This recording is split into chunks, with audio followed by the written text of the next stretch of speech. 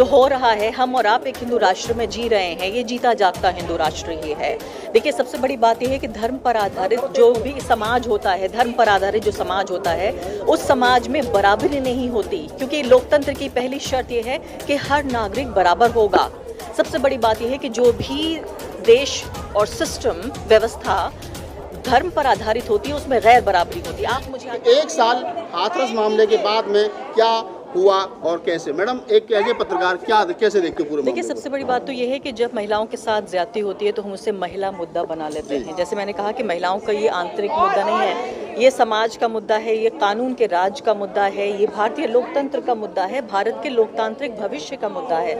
तो सबसे बड़ी बात यह है कि जब तक जागृत नहीं होगा इस देश का हर नागरिक, तब तक इस तरह का अत्याचार होता रहेगा। सबसे ज्यादा जो हैरानी और अफसोस की बात यह है कि एक साल बाद भी हम वहीं खड़े हैं जहाँ एक साल पहले थे। अगर ऐसा हुआ होता कि उसके साथ ज्यादती हुई है और उसके बाद जो आरोपी थे उनको सजा मिल गई होती, उस परिवार को न्याय मिल गया होता, तो मैं कहती कि यहाँ देश में कानून का राज काम कर रहा है, देश का सिस्टम काम कर रहा है। सबसे बड़ी बात यह है कि इस देश के सिस्टम को एक तरह से दीमक की तरह जो लोग हम पर राज कर रहे हैं वो खा रहे हैं। तो मैं ऐसी बात कहने जा रही हूँ, हो सकता है आप सबको हैरानी हो कि जो लोग हमारे ऊपर राज कर रहे हैं, मुझे नहीं लगता कि वो देश के संविधान में विश्वास रखते हैं। वो देश के संविधान को लगातार कमजोर करने का काम कर रहे हैं, कानून के राज को कमजोर करने का काम कर रहे हैं। और न सिर्फ कि ये लोकतंत्र विरोधी हैं, अल्पसंख्यक विरोधी हैं, बल्कि घोर महिला विरोधी भी हैं। एक तरफ हम अल्पसंख्यक विरोधियों के लिए मांग करते हैं या फिर जिस तरीके की जाति व्यवस्था है उसके खिलाफ लड़ाई लड़ रहे हैं, और दूसरी तरफ हम देखते हैं कि यहाँ एक अलग ही तरह की लड़ाई शुरू हो गई है। एक महाराज जी आके कहते हैं कि 2 अक्टूबर तक भारत को हिंदू राष्ट्र घोषित कर देना चाहिए। तो ये लड़ाई इन बाकी मुद्दों से ज़्यादा हावी लगती है आपको इस वक्त देश में? मुझे तो लगता है घोषणा की जरूरत नहीं है। जो हो रहा है, हम और आप एक हिंदू राष्ट्र में जी रहे हैं, ये जीता जागता हिंदू राष्ट्र ही है। देखिए, सबसे बड़ी बात यह है कि धर्म पर आधारित जो भी समाज होता है, धर्म पर आधारित जो समाज होता है, उस समाज में बराबरी नहीं होती, क्योंकि लोकतंत्र की पहली शर्त यह है कि हर नागरिक बराबर होगा।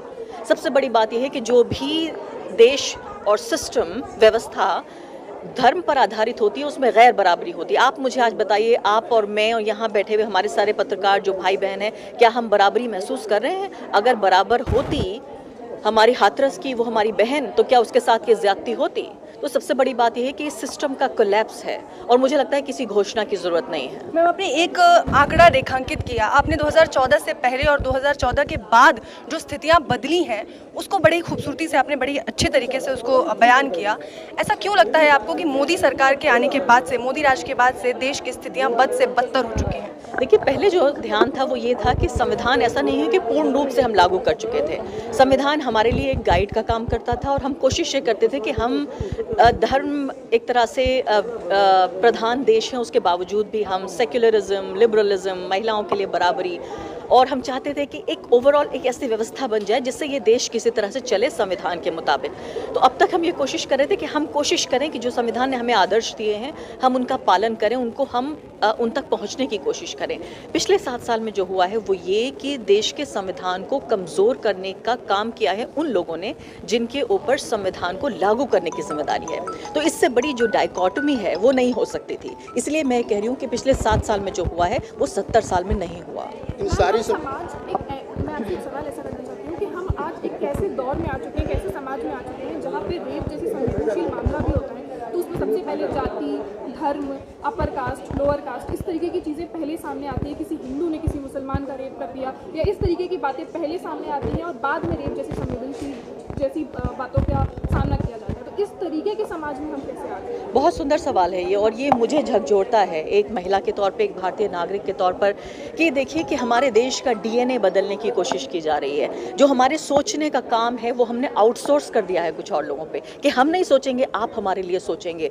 हमारे सिर्फ जो हमारे राजनीतिक विचार हैं, हमारे वोट करने की जो एक विकल्प है, जो चॉइस है, जो अधिकार है, उस पर ही नहीं बल्कि हमारे मन मस्तिष्क पे एक विचारधारा का कब्जा हो रहा है। तो सबसे बड़ी बात यह चाहिए कि नेता बदल जाएं, उसमें मुझे दिक्कत नहीं है। दिक्कत इस बात की है कि जनता बदल रही है।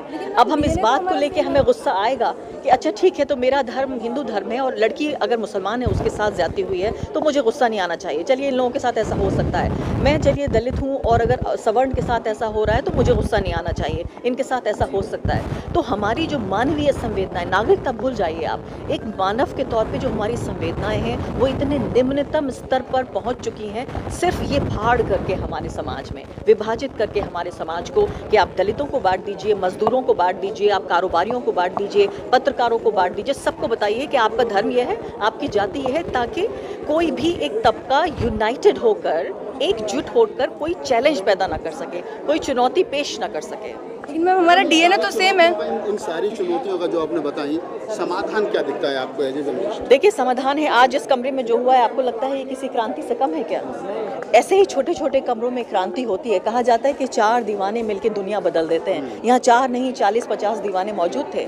ये इसी तरह की छोटी छोटी बैठकें, इस तरह की गैदरिंग्स, जहाँ हम जो हमारी फैकल्टी है, जो क्रिटिकल थिंकिंग आपने पढ़ा होगा, साइंस में ये होता है कि एक क्रिटिकल थिंकिंग होती है जिसमें सवाल पूछने की जो हमारी क्षमता थी, दुर्भाग्यपूर्ण तरीके से वो क्षमता हमसे छीनी जा रही है। एक लोकतंत्र में अगर आपसे आपके सोचने की जिम्मेदारी भी मैंने आपको दे दी कि मुझे क्या सोचना है, ये आप मुझे बताइए कि मैं कैसे सोचूं, या मैं सोचती ही नहीं हूँ, चलिए आप मेरे लिए सोच लीजिए, तो क्रिटिकल थिंकिंग कहाँ से आएगी? तो लोकतंत्र जो कमज़ोर हो रहा है, आप सोचिए कि हमारा जो संविधान है उसकी आत्मा है साइंटिफिक टेम्परामेंट, और साइंटिफिक टेम्परामेंट से ही शुरू होती है पूरे संविधान की जो परिकल्पना है जो बाबा साहब अम्बेडकर ने, और इसके अलावा सबसे खासकर मैं कहूँगी जवाहरलाल नेहरू ने, जो उन्होंने कहा कि हमारा जो समाज धर्म प्रधान है, लेकिन हम कोशिश करेंगे धर्म प्रधान होने के बावजूद भी हम वैज्ञानिकता पे आधारित समाज बनाएं। आज उसी पे वापस लौटने की जरूरत है, धर्म पर आधारित नहीं, वैज्ञानिकता।